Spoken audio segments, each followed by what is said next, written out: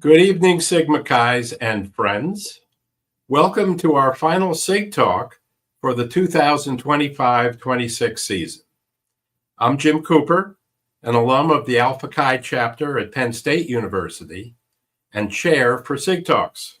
Joining me this evening is our regular co-host, Bruce Kastner. Bruce is President Emeritus of the Washington Alumni Chapter, a ritual master, and an Order of Constantine Sig, among several other titles and offices he has held with Sigma Chi. Great to have you on board again, Bruce. Good to be with you, Jim, and I'm really excited about the panel that we've got on to bring to a program. No doubt. So, if you know Sigma Chi, then you know one of the outstanding features about us is what our undergraduates do in the way of philanthropy for a great cause. Specifically, I'm referring to the fundraising they have done in supporting the Huntsman Cancer Institute located in Salt Lake City, Utah. For Huntsman, we have contributed substantial financial support for research, treatment, and infrastructure related to cancers that afflict women. How we have accomplished this and what the future holds for our continuing contributions, these and other key questions will be addressed tonight by a distinguished panel of Sigma Chi's who have been vital contributors to attaining our Huntsman results. Our panel includes Nick Lavely, Philanthropy Chairman for Sigma Chi, Tom Hanratty, Director of Development for the Huntsman Foundation, L.J. Gimo, current undergraduate consul at the Delta Mu chapter at Southern Methodist University, Jack Cohen, former keister of the Psi chapter and recent graduate of Syracuse University, and Ted Collins, a Psi alum who has been a key advisor to the Syracuse Huntsman results.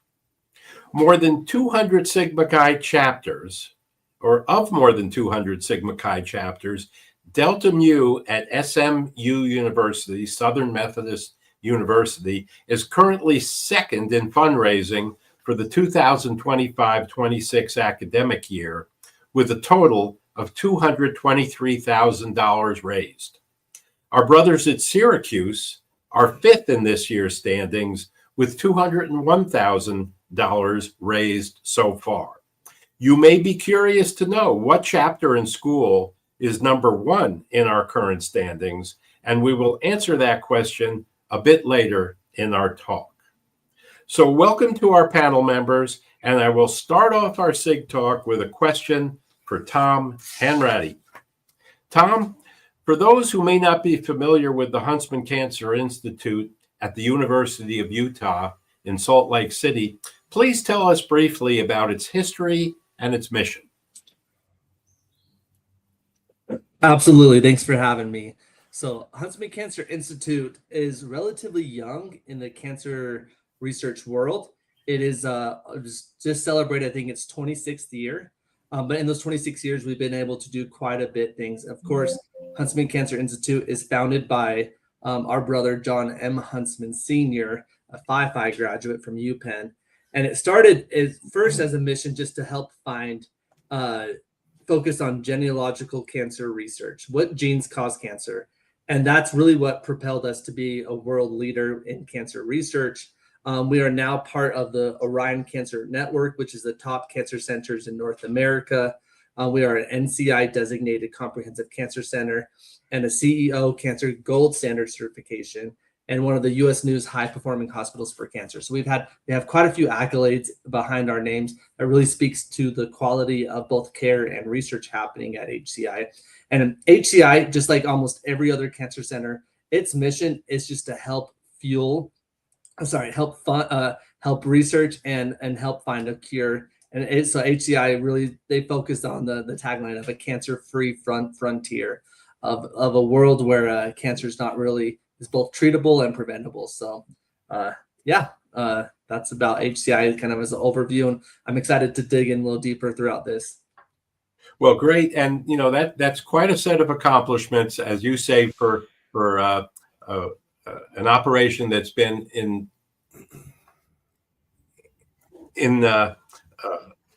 operation for a relatively short time. Now, Tom, you're the Director of Development for the Huntsman Foundation.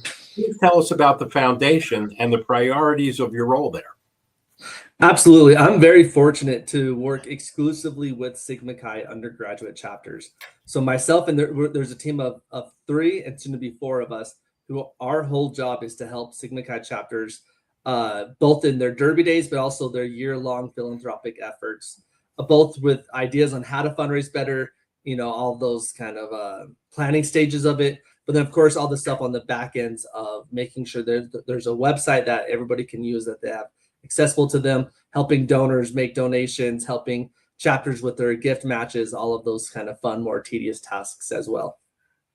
Well, it sounds like the foundation is a critical structure in terms of what supports the great fundraising that we've been doing. Nick, you're Sigma Chi's head of philanthropy. Mm-hmm. What are the key elements of your position with the fraternity? And also, what are your current priorities? Awesome. Can you all hear me okay? Just want to make sure. Yes, we're hearing you. Perfect. Awesome. Thank you all for having me. So my name is Nick Lavely. I am the philanthropy chairman for the International Fraternity. My key role is to work as a liaison between Sigma Chi and the Huntsman Cancer Foundation, right? Make sure that relationship stays strong.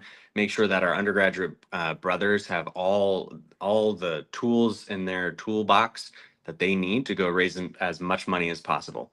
I was once a Derby Days chairman, so to be able to continue this on is something I take a lot of pride in. And really, when we talk about goals, we've got some big goals to complete, right? We've got a legacy that we've created these past few years of raising $31 million, and now we're ready to double that, right? And we're ready to go and take on new adventures from that.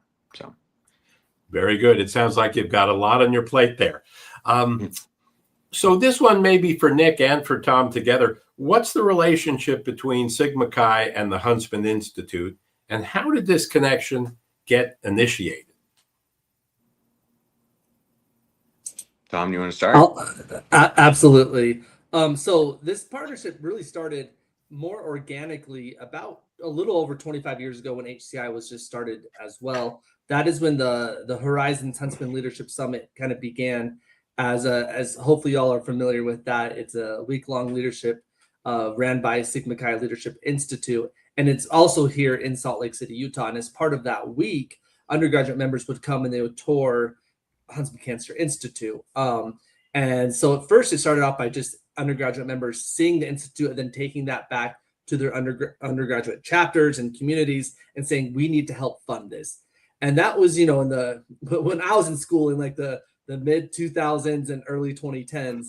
And then throughout the 2010s, Sigma Chi's made progressively more and more pledges, which I think is what we'll be chatting about in a little bit too. But those pledges just kept growing as this campaign really grew. And what started off by Sigma Chi's raising, almost $100,000 a year for the first few years. And now we're reaching over $5 million for the last 2 years.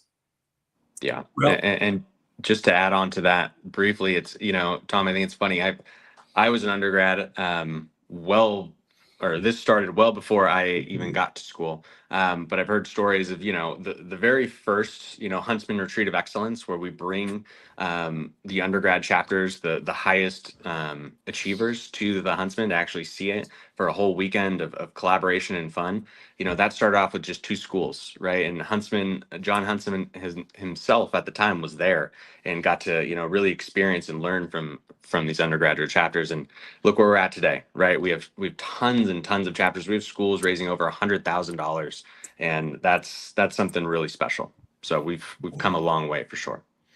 All right. Well, thank you for that input, gentlemen. Now, if I'm not mistaken, the annual approach toward fundraising is known as the Undergraduate Challenge. When did the Undergraduate Challenge get established, and how would you comment on how it's grown? Absolutely, I'll jump in with this one too. So it informally started in the like 2008-2009 school year. And then it was in 2014 when Sigma Chi pledged its first big pledge for Huntsman Cancer Institute at $10 million. That's when it became a little bit more of had some weight behind it. It started in 2007 when Sigma Chi became a preferred philanthropic partner for Sigma Chi. That's when we first officially made it official. And then in 2014 when we did the first pledge for $10 million. And then ever since then, the next year we added $1 more million so we can name the Sigma Chi Friendship Garden at Huntsman Cancer Institute. And then we've just grown ever since then. And how would you characterize how competition has entered the challenge?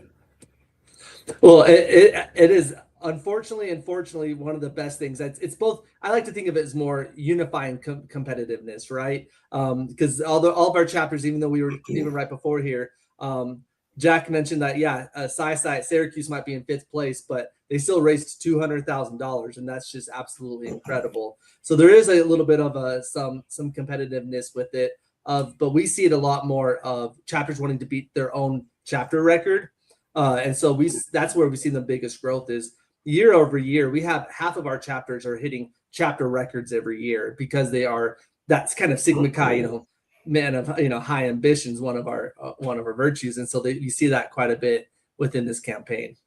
Yeah, that makes a lot of sense. And if competition between chapters occurs, well, it's a good thing in terms of the benefit that it provides to Huntsman. Bruce, let me turn it over to you to continue our questions. Thanks, Jim. Tell us how much in the way of total dollars have been raised by Sigma Chi and directly contributed to the Huntsman Foundation since the beginning of the partnership. I'll keep going here. Sigma Chi, we are from Bruce. We're just shy under $36 million total. So the unofficial number right now is $35,873,981. That's a nice piece of change. Absolutely, yeah. We're very proud of our chapters for the work they've done in this, and it seems to get better just about every year. Tell us, how have the dollars raised by Sigma Chi been utilized by Huntsman? Absolutely. I'm going to keep going because I think Nick's having some audio issues. So historically, I'll say that first $10 million pledge, then it went to $11 million. And then we referenced earlier to a $20 million pledge that was dedicated towards women's cancer research, treatment, and wellness as well. A lot of that's been to help build the actual foundation and infrastructure at Huntsman Cancer Institute. And so we've been able, there's not a building or even a space at HCI that doesn't have Sigma Chi's name somewhere on it, whether that's a Bridge of Hope, whether that's an outdoor deck, whether that's our Walk of Hope, where we have every chapter that's raised over $1,000. They have a walkway there with a brick with those chapters' names on it. The Sigma Chi Friendship Garden, the 6th floor, the 1st floor, Sigma Chi's names are kind of all over the place. And so we are excited to have been part of that journey of building the space. But now with this $31 million pledge that I think we'll be chatting about later too, we're excited to actually work on the breakthroughs and helping the clinical trials moving forward. Tell us about the importance of legacy going into our next phase of the Huntsman Philanthropy initiatives. What kind of modifications can we anticipate in how Huntsman applies the contributions from Sigma Chi in the future? Absolutely. Nick, were you able to join us back, or do you want to, yeah? Can you guys hear me okay? Yes, sir. I hear you fine. Awesome. Hopefully this isn't a too much of an issue anymore. Bruce, do you mind repeating your question? I want to make sure I capture the whole thing. Yes, of course. Nick, tell us about the importance of what we call legacy going into the next phase of the Huntsman Philanthropy initiatives, and what kind of modifications, if any, should we anticipate in how Huntsman applies our contributions in the future? Yeah, I think legacy is a part of our DNA, right? I mean, look at where we've come, what Tom had just outlined. We started off raising $100,000 as our main goal. And then we did $1 million, and then 10 million, and then another, and we just finished our $20 million. And, that was a total of 31 million. Where we're going now, right? Like, this is a reflection. This is an opportunity for us to really honor that legacy and to allow us to drive to this next ambition we have, right? We're men of high ambition. This is what we do. And so we raised $31 million, and now we're going to double down. right? And we're going to do that in record time. And we're going to continue to be the only fraternity out there that can really go and push their members and drive to be better men, amongst others. So I'm really excited about that. What you can expect is not so much a modification as I would describe it as more of a refinement, right? We've always donated our money to cancer research, and now we're going to be a little more strategic on where we go with that. We have goals and ambitions of having them be focused on men's, women's, and children's cancer in the light of friendship, justice, and learning, and the same pillars and the same anecdote there. And so we're excited about it, right? Whether that's, putting our names as a part of clinical trials, whether that's getting new equipment so the researchers at Huntsman Cancer can go and do new research that's never been done before, right? The Huntsman Cancer Institute is truly a pioneer within this space, and Sigma Chi gets to be a part of that journey, right? We get to really go and partner with the best of the best in the world, and it's something to be proud of. Now, when it comes to local Sigma Chi chapters, how does Huntsman work with them individually to support their success? You've got the best partners in crime, in my opinion. Truly, like when you look at the Huntsman Cancer Foundation, you look at Tom's team in particular, you've got world-class partnership. You've got a small but mighty team that is willing to fly wherever, as long as they get in, enough time. But they will meet you where you're at. They will go to your province. They will go to your chapter meetings. They will go present it at your schools. And they've done it. They do it every single year, and they absolutely crush it. But even more than that, they will set up meetings with you on a monthly basis, whatever the cadence looks like, to strategize, right? How do we go and take you from 20,000 and give me your loftiest goal, and let's see how far we can go. And that's the power of the Huntsman team, right? They are really a world-class team that's creative, that's driven, and ultimately committed to making sure our undergraduate brothers have all the tools they need to succeed. If I could add to that, since I think the question was really how Huntsman can help the chapters, I was not involved with any Huntsman interaction as an alumni, but I do have a request, or I guess a suggestion.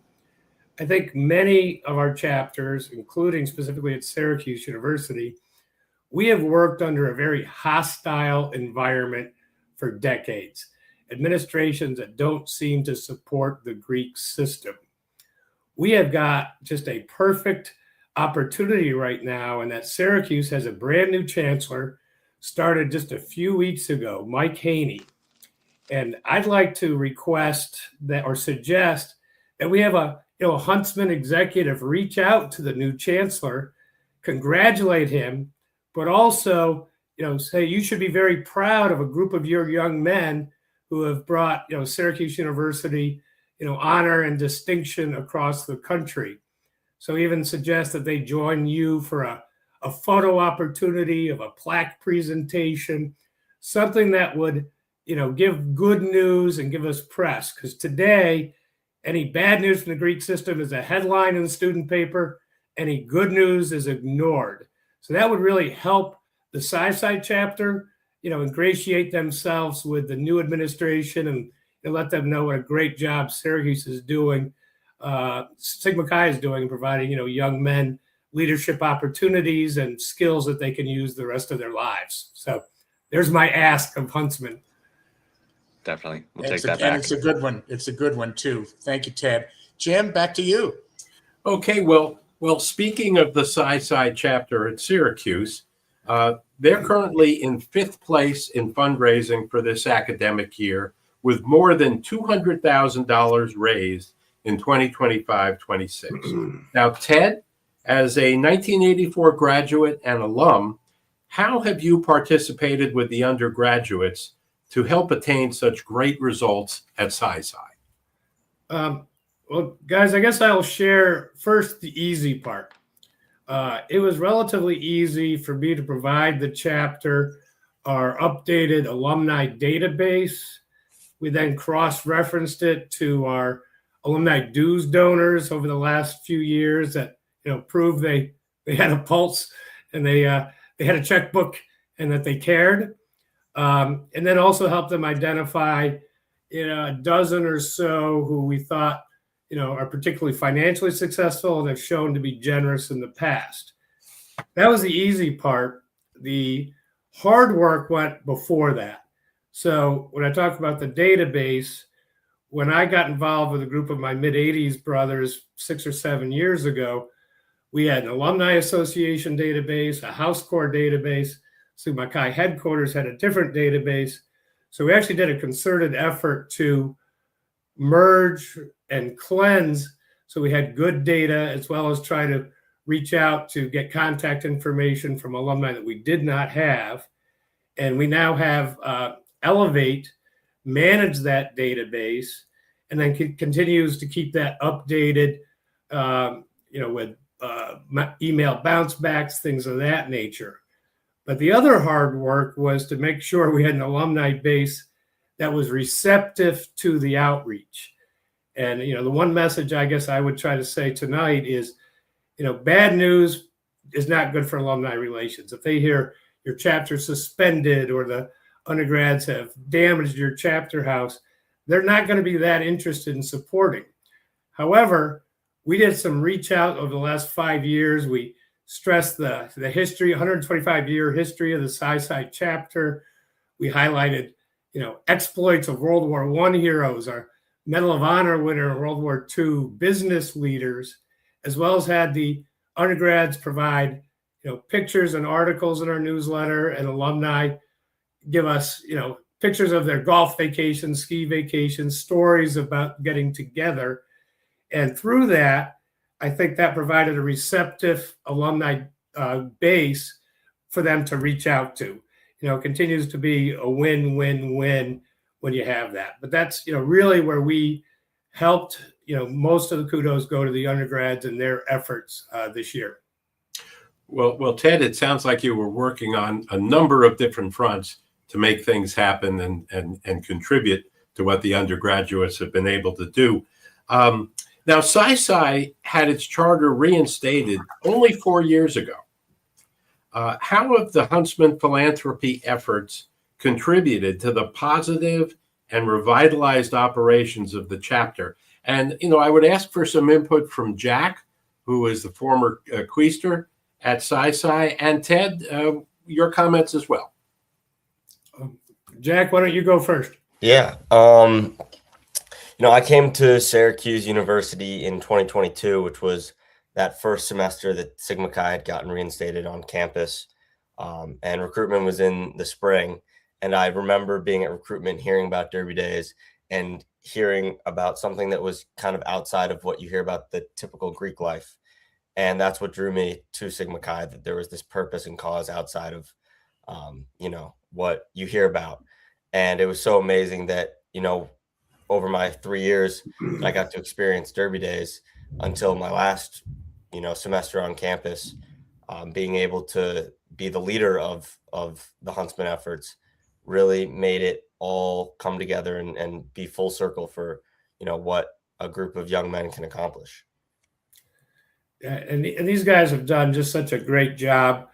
When my group got involved to help the chapter get back on campus and be in good graces with Sigma Chi International, we had focused on two key things: undergraduate culture change and alumni engagement.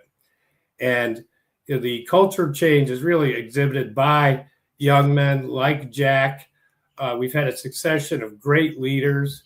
Unfortunately, last week we lost a good one. A young man, 28 years old, John Aviles, passed away suddenly and unexpectedly, and that's really affected the entire chapter and the alumni database.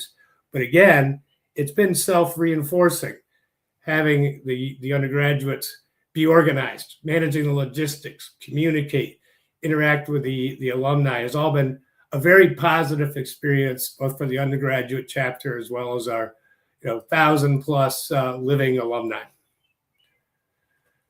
Very good, gentlemen. Thank you for that input. LJ Gimo is currently consul at the Delta Mu chapter at Southern Methodist University. Right now, they stand in second place in terms of their fundraising for the 2025-26 year. LJ, why don't you tell us a little bit about how you have been able to inspire your other undergraduate brothers to get involved with Huntsman, to have the enthusiasm they've obviously had for it in order to get the results that you've had at SMU? Well, first of all, thank you, Jim and Bruce, for having me. And, our legacy with Huntsman started even before I got to SMU. And it's something that when you join and you first start rushing, it's understood to be a non-negotiable. And I always tell our guys, everyone knows a guy that's been affected by cancer, or, whether it be a close family member or friend or someone from your hometown. We've all been affected by cancer in some way, either directly or indirectly. So I like to make sure that our guys see it not as an obligation, but as an opportunity. So I try to get guys to, who don't have a big role in the chapter. Let's say, for example, someone missed out on social chair. If you didn't get the opportunity to be social chair, you could still use your skills to, really promote our Derby Days efforts. You can talk to sororities about the car wash. You can build up excitement for that. And every year we always have a massive Derby Days party that's sanctioned by the school. And it's kind of a partnership between us and the school to, really promote the cause that is Huntsman and the great work that we do. This year we were lucky to have the chain smokers, an alumni of the Syracuse chapter actually is one of the members. And every year we just try to, bring it to a new level. And you have to understand that there's a precedent that we have to keep. And every PC knows that it's their responsibility to keep the legacy going. Very nice. It sounds like you're involved with a lot of things to get your undergraduate brothers connected and contributing. And Jack, anything to add there as far as what you were able to do at Sci to get your undergraduate brothers committed to what you needed to be done to get good Huntsman results? Yeah, I think LJ said it really well. I think getting, the undergraduates, the younger class group of guys to, see the older kids set an example and lead for something that really is bigger than everyone, for this greater cause. I think that's what makes it such a special. It's a week-long event for us. Everyone thinks about it the entire year. It's at the end of the school year. So it lets a lot of people really take time to let off steam and be a part of such a great event. I think the younger classmen and the upperclassmen, they're 4 years apart. We're all in the same fraternity, but being able to bring an event to campus that everyone is adjusting their schedules for, it makes them feel like they're part of something bigger. And because we were so successful in the last 4 years since we've been on campus, everyone really tries to set the bar higher and higher every year. And we've broken, like I think Tom mentioned, everyone's broken their own chapter record each year, or half of the chapters have. And that's something that we strive for every year. Last year, we shattered our previous record by, almost $60,000. And, it was a big, big jump for us. And when I took the role on as Derby Days chair for my chapter, I never thought that, we would get to 175, let alone $200,000.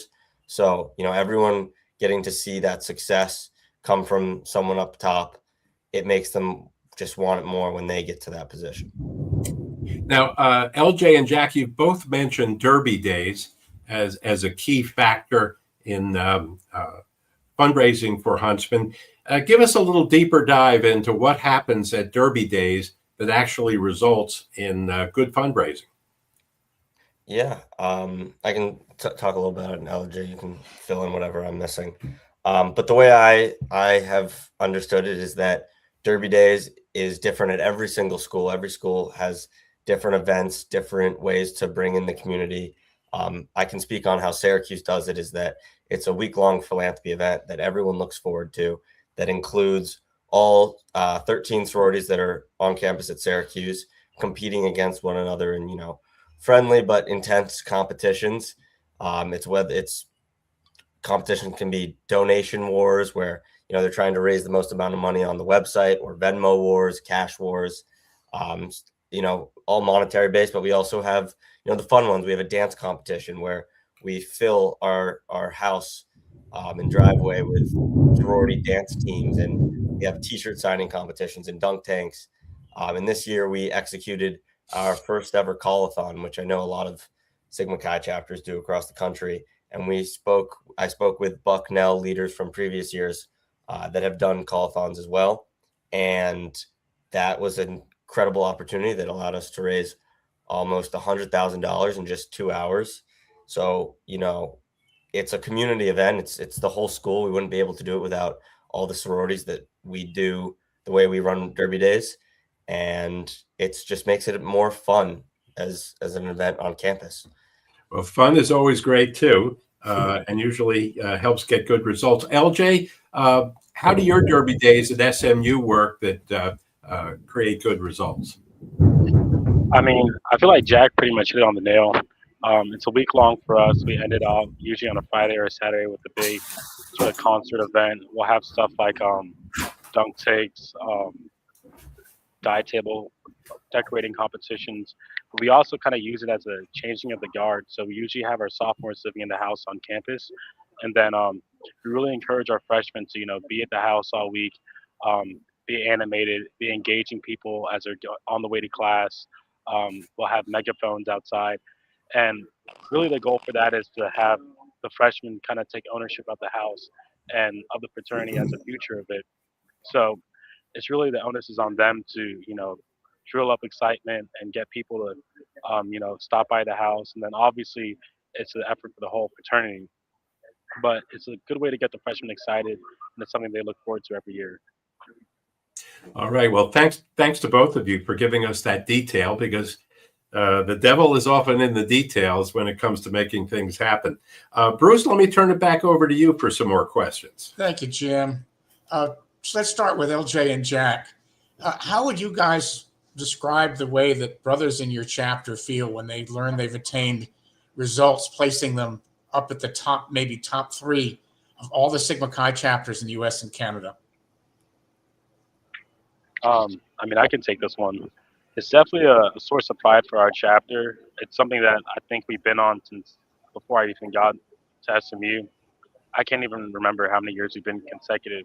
Not to brag, but it's something that we use in Rush, and we take a lot of pride in as a chapter, and it's a spot that we don't want to lose. And every PC understands that it's their responsibility to keep that legacy going. And you'll see the plaques, you'll see the polos and the hats and whatnot, the cups, and that gear is nice, but understanding that you're making a material difference in people's lives, and really fulfilling the values of Sigma Chi is really the biggest part for us, and something that we want to continue doing in the future. Well, I don't think there's anybody that would dispute your right to brag a little bit on the kind of accomplishment that you and your chapters have been able to achieve. Jack, let's hear from you. Yeah, I think something that, when we came back to campus 4 years ago, our record for Derby Days was, I believe, $36,000. And that's a lot of money.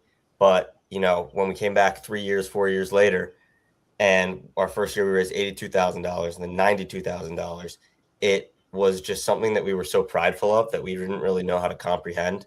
And a little bit of a different perspective than LJ. They've been doing 200K since years before he was there. And for us, we kind of been going from $90,000 up and up and up. And it's something that it's more of a challenge for us. And we put so much time and energy into this, and just watching it grow is something that, like LJ said, we're also prideful of. It's something to be proud of. If you don't get a position and you're not elected for a position in your fraternity, this is your opportunity to show your dedication, your motivation, that, we all have one common goal, and it really allows you to, put as much into it as you want out of it, whether you are in a leadership position or not. Watching everyone be so proud of the accomplishments is really so fun to watch. Well said, both. How about the alumni that've been doing traveling and getting around to chapters? You get some good feedbacks when your guys start breaking through ceilings and adding more dollars to their total? I could just make a quick comment that, we're really proud of these young men and what they've done. And it's just energizing to our alumni as well. They can read an article about how we're back on campus and we have a house full of men of good character. for them to go out and work together and to achieve these kind of results for such a worthy cause gets the alumni data base energized, and we're very proud of what they've done, and I think you've got the alumni's attention, and that support is going to be critical, in the future. I think you've said that well. How about the others? Anybody want to jump in? All right. Well, there's special dinner and recognition that takes place at the summer KLTW workshops for chapters that have attained top results of the year. It's rumored to be the best meal of the weekend. Tell us about that event, Nick. Yeah, Nick, do you want to do this or do you want me to jump in? Can you all hear me? Well, anybody who wants to answer, come on in. Yeah, I'll go for it. Nick, your sound's a bit choppy again, brother. I hate to tell you. All right, But absolutely. So yeah, our KTLW dinner, and I appreciate you saying it's the best meal of the week. We work with Bowling Green State University to try to find a more unique thing to offer chapters after, I love the mess hall food, but it's a nice little break. But yeah, any chapter, any brother attending KTLW from a chapter that's raised over $5,000 for us, we like to give them a dinner. First and foremost, to say thank you to what they're doing at all levels. Yeah, we have 200K schools here with SMU and Syracuse, which is fantastic, right? It's absolutely phenomenal. But not every school is in the same kind of path forward. I know Sci you came back guns a-blazing after getting reinstated on campus, and that's fantastic. So any school raising over $5,000, we like to bring them together, say thank you, give them the updates that we get from Huntsman Cancer Institute, and also we give some both more serious awards and also some more light awards as well too from a questionnaire we send out.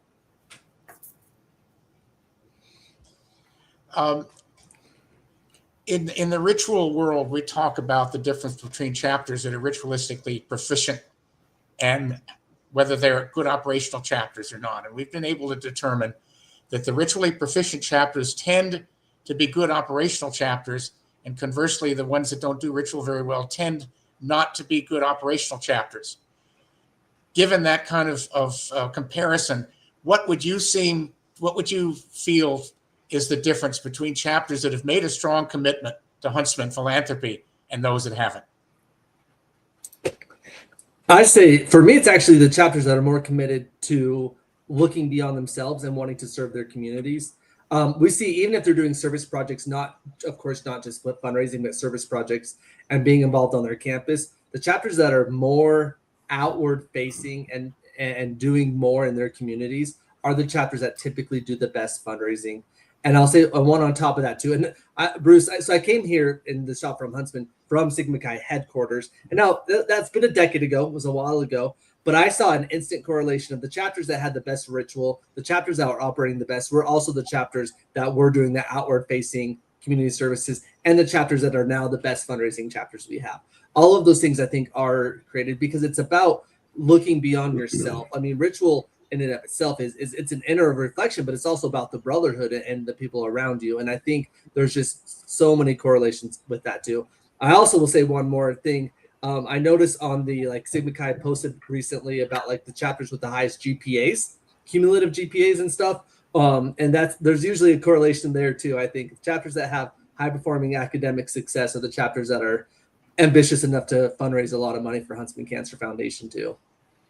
Interesting trends to watch, I think, but the empirical evidence is getting stronger and stronger, isn't it? Absolutely, yes, sir.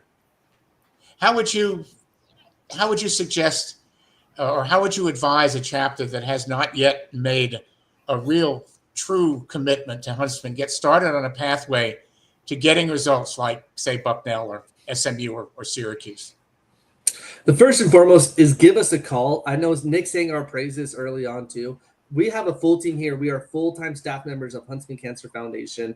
And we're very fortunate to the Huntsman family, and they cover all of our administrative costs, all of our salaries and everything. The Huntsman family also wants the chapters to be successful. So they've invested into me and my team's success to help you guys out too. So reach out to us as soon as you're elected. And and help us plan it out too. But it's simple things of being overly communicative with who you want to be involved with.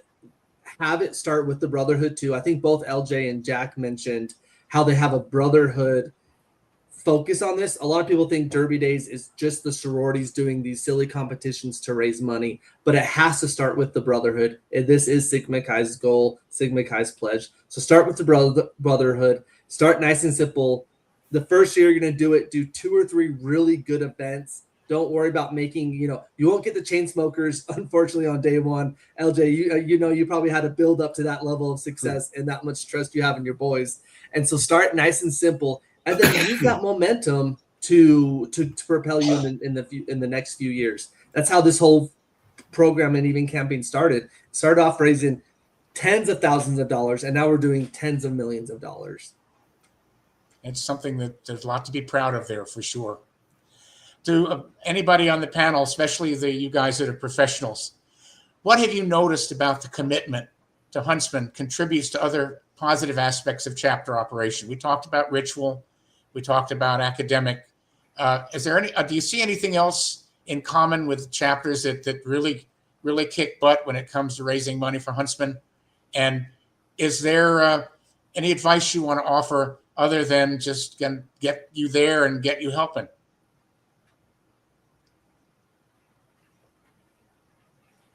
We've got 2 professionals and a side cheerleader.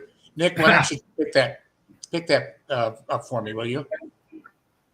Can you all hear me? How about now? Yes, you're on. You're good. Wonderful. Yeah, look, I think yes, there's definitely those correlations. I think at the end of the day, though, if we look at a key theme, it comes down to commitment, right?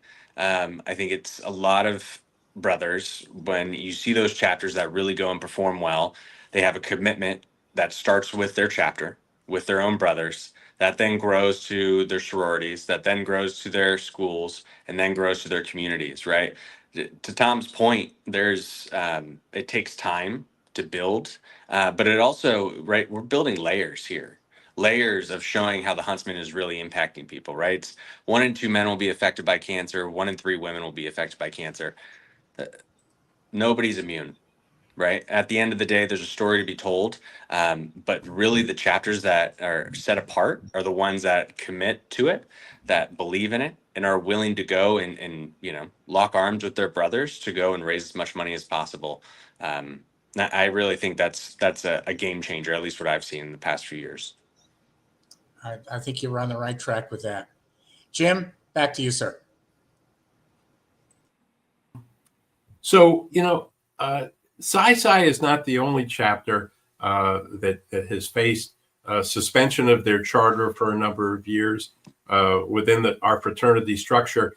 And I'd like to ask Ted his viewpoint on, how has Huntsman played a role in the resurgence and revitalization of the chapter? As has been mentioned here a couple of times, they were just reinstated in 2022, so it's been 4 years, a relatively short time. How do you see the role that Huntsman played in getting the chapter back on its feet? It's a great question. Could probably spend some more time thinking about it. But, right up front is, from an undergraduate perspective, just to be able to organize this effort, to be able to orchestrate Derby Days, they've got to learn how to communicate together, how to work together. They also need to, engage with the alumni.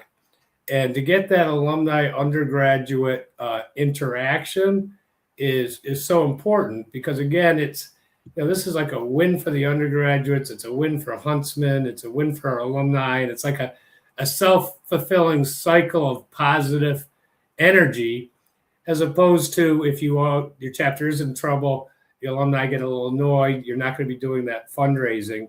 But I'd say, overall, it's that alumni engagement as well as them working together. And it's interesting that you had mentioned, GPA and ritualistic, and the chapter they've really got a solid GPA. They're good students, and they've been ritually certified. So all of this is momentum for the Psi chapter.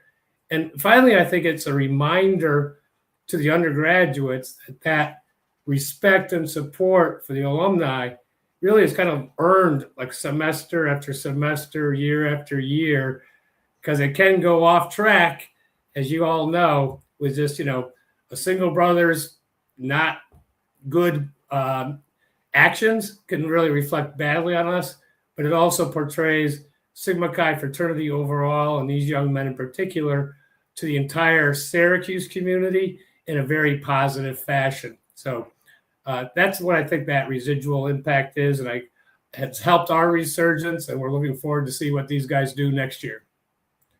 Thank you for that. And it really sounds like Huntsman can play a pivotal role in helping a chapter come back to prominence, when they have to pick up the pieces after not being on campus for quite a while. And this one could go either to Nick or Tom, whoever's better equipped to handle it. As we near the conclusion of our panel questions this evening, we note that I believe the number would be 11 chapters that have exceeded $100,000 in fundraising in this academic year. We know that SMU and Syracuse are numbers 2 and 5 in the standings. What university and chapter is number 1, and what are the dollars that they have raised? And if you were just to make a single statement about how they've been able to do things consistently, what would that statement be? I'll jump in here. So the number 1 chapter for the second year in the row is our Kappa chapter from Bucknell University, and they raised an incredible $254,000. And they've done this by Bucknell's a unique school where it's only 4,000 students. It's not these large powerhouse universities when people think of chapter sizes and Greek life, but they do a wonderful job of getting their entire Greek life community, especially the sororities, invested in what they're trying to do as part of like this big goal. So they set a goal as a school, not just as a chapter, and they get everybody really kind of psyched behind their goal. And I think Jack mentioned this too, is that call-a-thon. Once they started really doing a call-a-thon is when they started jumping up in that $200,000 range, and they get all of the sororities, all of the chapters all together in one big room, and everyone's just calling everybody they know for those few hours. And I mean, I know this year I think they raised $180,000 in 2 hours, which is just astronomical. It almost broke all of our systems. It was truly incredible. Well, they've got some phenomenal things going there at Bucknell, no doubt about it. Tom, would you be able to list off the chapters that have exceeded $100,000 in this academic year? You don't have to give the actual final totals, but let's recognize the chapters and schools that have done that, if you could, please. You bet. We've had one more join the ranks, so there's 12 totals. So we have Bucknell, Southern Methodist University, Northern Arizona University, the University of Utah, Syracuse University, Bryant University, Georgia Southern University, the University of Miami, Florida Atlantic University, San Diego State University, the University of Arizona, and the University of Florida. Well, thank you for that. And congratulations to all those chapters and schools. And as you pointed out earlier, not necessarily the big schools in many cases that you might expect to be at the top. So great job by a real diversity of Sigma Chi chapters and schools. And Tom, in closing out our questions, what would you have to say about the impact and the value of the work of the Huntsman Cancer Institute when it comes to women's cancer treatment, research, and outcomes? Absolutely. So yeah, Sigma Chi this last fall finished up that $20 million pledge that was dedicated to women's cancer research, treatment, and wellness. And HCI, although we helped, of course, build the building, that building has now been operating and operating in full force. And the building is beautiful because it has all 3 of those pillars. It has, which Sigma Chi, we love 3 pillars, right? Friendship, justice, learning. We love the 3 great aims. And it has the research, treatment, and wellness. And I'll start with the wellness center there too. So when you get diagnosed with cancer, it's of course not just about the chemotherapy, the surgeries, all of those things. It's about you as a whole person. So they have in that new center, they have even things like salons to help women as they lose their hair through chemotherapy, learn how to still keep their femininity if that's something they want to try to hold on to with that as well too. They have classes they can take, music therapy, cooking therapy, Tai Chi, all of those things to focus on the wellness of it too. Of course, treatment is there as part of all that too, but the research, of course, is huge. We have a non-invasive tumor targeting for breast cancer. It's in its phase 1 clinical trial that we are extremely kind of excited about what that can mean for the treatment side of things. And HCI has discovered, of course, more cancer-causing genes than anywhere else in the world. That's what I said in the beginning of it. But that is particularly including the breast, ovarian, and cervical cancers. And that is continues using that as a key instrument in prevention. And then also we have some precision and combination treatments that are really kind of exciting. Precision oncology is using a patient's genetic or specific genetic profile and then tailoring the care specific to them. And so, because cancer, unfortunately, it's not a one size fits all. Everyone's cancer is unique to them too. So learning how to really make that treatment also work, but also make it non-invasive as possible. All those things we're quite excited about the future of cancer care and research. So all of this hard work and fundraising that Sigma Chi undergraduates are doing are really going into some phenomenal things, especially for women. Let me finish up here tonight by inviting any of the other panel members. You've all provided some terrific input. Do you have any closing comments you'd like to make about your work or Huntsman before we finish up this evening? I'll suggest if Huntsman's going to come out and meet the Syracuse chancellor, maybe they can present it at halftime of the SMU Syracuse game on October 31st. Wow! And LJ can come out and be in the middle of the dome at Syracuse for that. Sounds like a plan. Absolutely, let's do it. Well, gentlemen, I really want to thank all of you tonight for your work on the panel and more importantly for the work that you do for Huntsman and for Sigma Chi, and you really make us proud. So thank you very, very much. I'd also like to give a shout out to someone who's not on the panel. His name is Phil Oldham. Phil is the former president of the New York City Alumni Chapter. He's currently a member of the Alumni Chapter. And really, this SIG Talk happened really at Phil's impetus and his tenacity to make it happen. So, Phil, a real shout out to you for good work. Just want to reflect on SIG Talks for this past year. We're finishing up tonight another season. We've had Matt Eversman of Black Hawk Down fame. We've had Keith Kroc. Everybody knows who Keith is. This year in particular, he talked about Freedom 250 and tech diplomacy. We've had Skip Gem, who's a former ambassador to Jordan and Kuwait, who gave us some tremendous insight on what's going on with the current conflict in Iran. We've had Phil Thomas, proud to say he's one of my pledge brothers from Alpha Chi. Phil had a 30-year career in the FBI, and he did a SIG Talk last month. And then tonight, we've had the Huntsman SIG Talk as a great way to finish our year. And hopefully, many people will watch the recording of this.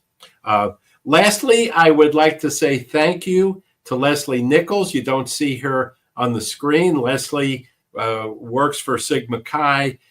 She, for the last 2 years, has been our producer for SIG Talks, done a superb job for us. She's moving on to a different role within the fraternity, which is going to preclude her from being involved in our SIG Talks in the future, but we cannot thank her enough for the work she's done for us. So, gentlemen, we're going to finish our broadcast. Leslie, if you would stop the recording, I just want to have a final word with the panelists.